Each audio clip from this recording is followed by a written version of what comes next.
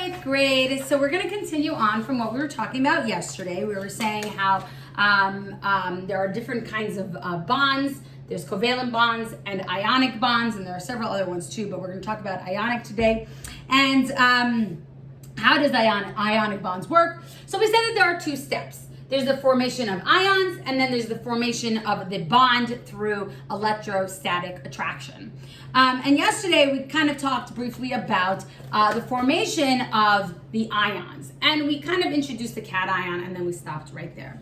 So let's just recap on the cation. So the cation, which we gave a little picture of our cat, our happy cat with our plus eyes, that's our cation. And this is basically when an atom has a positive, well, it's not an atom, I would call it an ion actually, has a positive charge. I don't know if I mentioned this yesterday, but what is an ion? An ion is an atom that has a charge. Right, we know that atoms in general are neutral, right? They have the same amount of protons and the same amount of electrons, so they're going to be neutral. They're not going to have a charge to it, right? They all cancel each other out. But in the case of an ion, ions are different because we know that they're going to have a charge. And we talked about how a cation is formed, right? We talked about that yesterday. And we said that what happens is the electrons are going to leave, and that's going to cause the atom to have an overall positive charge because there's going to be more protons than electrons, right? And so that is going to be a positive ion. That's going to be an ion that has a positive charge, right? Ions have charges, either positive or negative, but a cation is going to have a positive charge. Now we're going to talk today about an anion, and that's going to have a negative charge, and we're going to talk about that and how that happens, okay? So we talked how sodium, I'm going to draw it out. Sodium has 11 protons. First shell has 2. Second shell has 8. And we know that it wants to have 8 in totality because that is going to be the most stable. But with sodium, unfortunately for it, it has 1 in its outer shell. Its valence shell is going to have 1 electron, and it's going to be problematic for it because it's going to be much harder for it to gain 7 electrons to have 8 in its third shell. And by the way, you would say, oh, so why doesn't it just create a covalent bond? Well, let's say it bonds with hydrogen, so I have that 1 electron there. Well, yeah, hydrogen will be happy because now it has 2 in its valence shell, right? It has that first shell wants to meet the duet rule. And yeah, that seems like it would work, but look at sodium, that doesn't work. Now, sodium only has 2, and sodium doesn't want 2. Sodium wants 8. It wants to fulfill the octet rule because anything above the first shell is going to want to fulfill the octet rule, and so this is not going to work. And so this will not happen, okay? And then you could say, well, why doesn't it just bond with 7 other hydrogens? Well, it can't, because it can only bond with the amount that it has electrons available to share. Right? In this shell, there's only 1 electron available to share, and so it cannot form more than 1 bond, and so that will never happen. A covalent bond is never going to happen with this sodium. And so instead of forming a covalent bond, what it's going to do instead is it's going to send this electron away. There's actually a process, and the electron actually gets pulled away, and we'll talk about that soon when we introduce anions. But basically, all you need to know is that this electron is going to go bye-bye.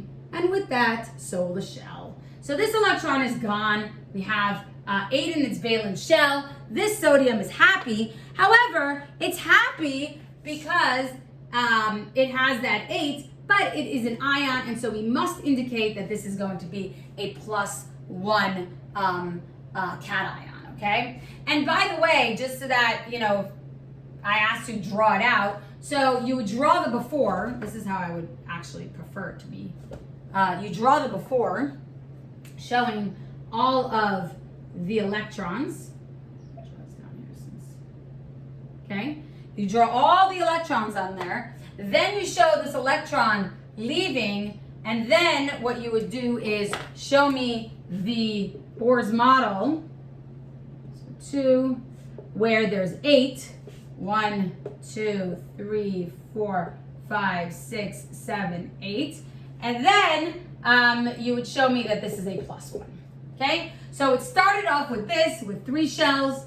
That electron is here, showing me the electrons leaving, and then what's going to end up happening is that the after will be this Bohr's model having 8 in its valence shell, but it's going to be +1. So this is going to be a cation, okay? And I can even indicate that over here, showing that this is my cation. All right, so that's going to be sodium. So let's talk about an anion. Let's leave this here. We're going to go to the next.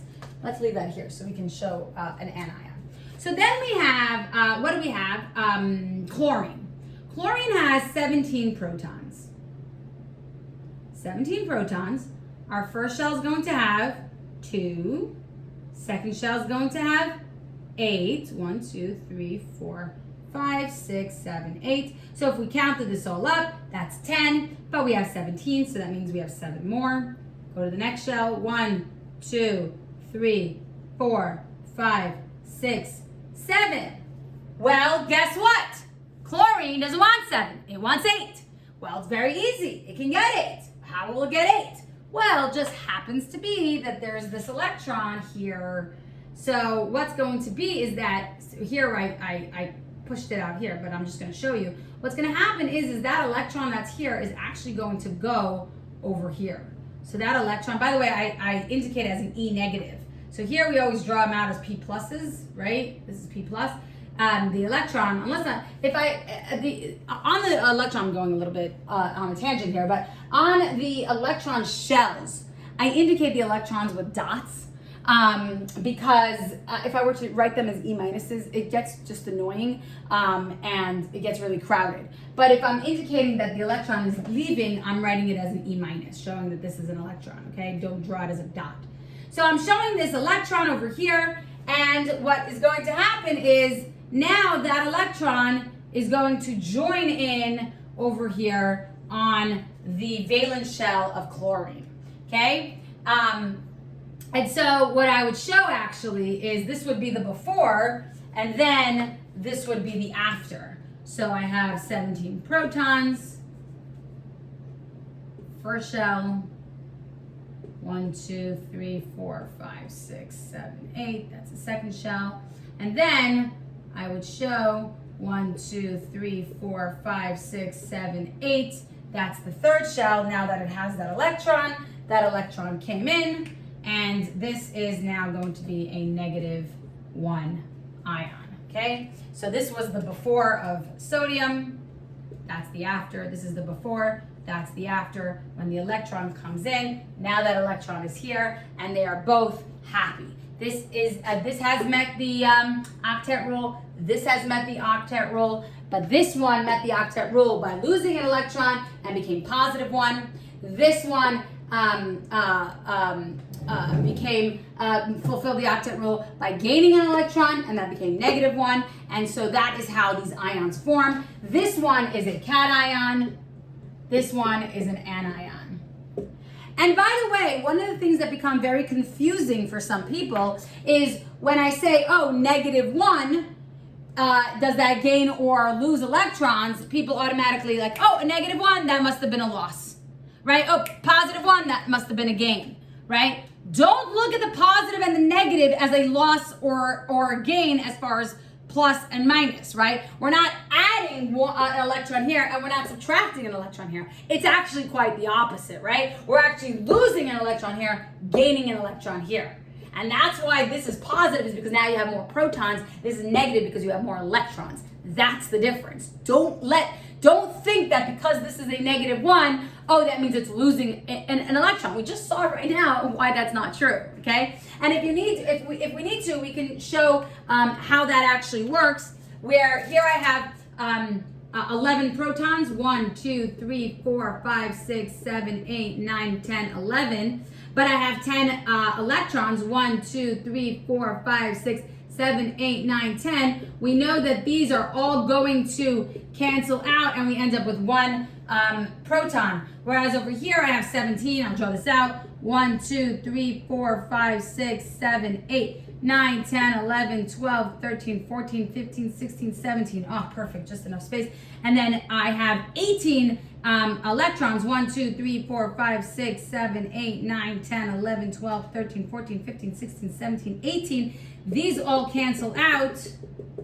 Okay, and then I'm left with one extra electron, okay? So if you need to draw it out, if you need to write it out in your positives and negatives just to see how that works, then you're welcome to do that. Or if you could figure it out in your head where I had 11 protons, 10 electrons, that means that there must be one extra proton, which is positive 1. This must be one less, one more electron, which would be negative 1, and you could do it that way. So we said that I'm gonna end here, even though we do still have a little bit more to do as far as putting these bonds together, but we are over 10 minutes, so I don't want you to spend too much time on it. So just to kind of give you a little hint in how to remember what an anion looks like. So we have something that looks like a little onion, and onions are negative. They have negative eyes, right? Because they make you cry. So I have our cat ion, positive eyes, because cats make people happy. I mean, I don't know why, but some people are happy because of cats. That's cool. It's cool. Whereas anions or onions make people cry, and so they make them sad, and so they have the sad negative eyes. And that's that. Akiva, that one was for you, because I know that you're laughing. All right, so we'll end right here, and I will see you later.